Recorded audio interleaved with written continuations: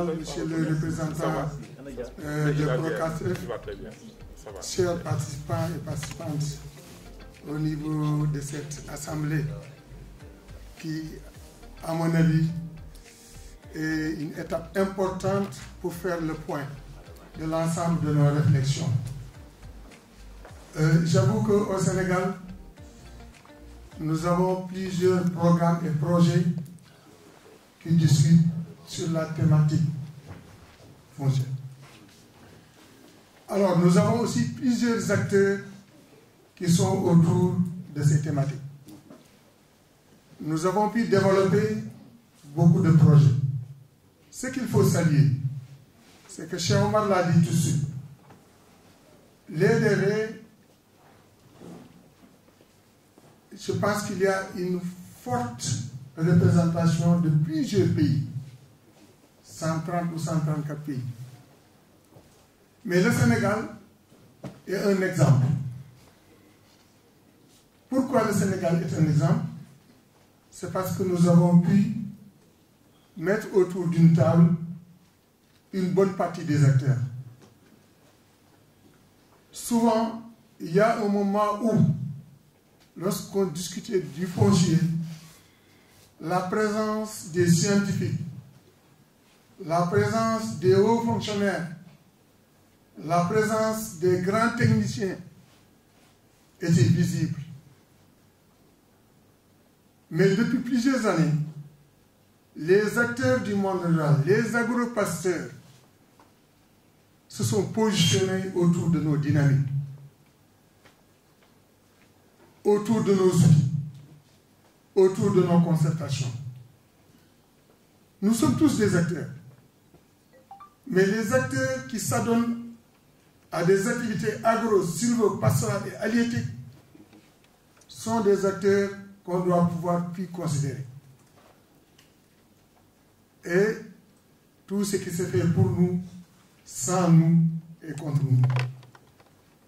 Nous avons pu nous positionner, mais heureusement, nos scientifiques, nos techniciens, nos fonctionnaires nous comprennent.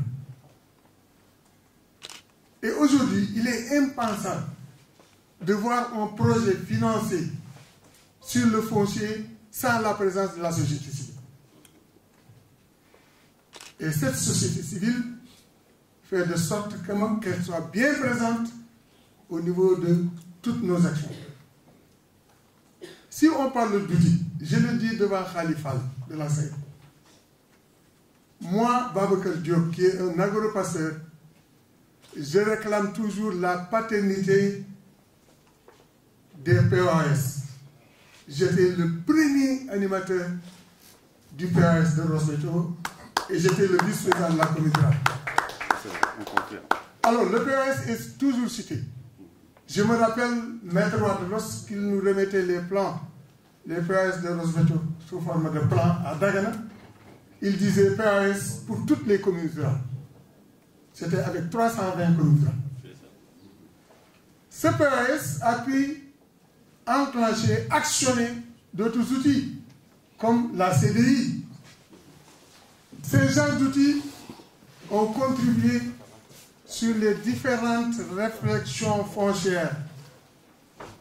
Mais on doit pouvoir insister sur l'harmonisation de ces outils et de nos réflexions. Créer une synergie autour des acteurs pour aller vers un consensus.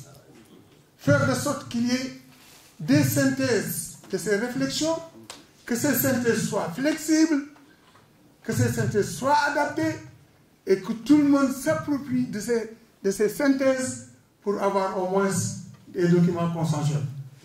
Je pense que ces documents peuvent, à la limite, même s'il n'y a pas de réforme, peuvent actionner certaines dispositions pour la gestion foncière. Si je parle du foncier, je peux avoir 48 heures de discussion, mais du fait qu'on m'a obligé de parler, c'est l'acteur qui parle, ce n'est pas vraiment un homme scientifique. Je vous remercie. Merci beaucoup, Président Bakar. Je pense que j'ai eu raison.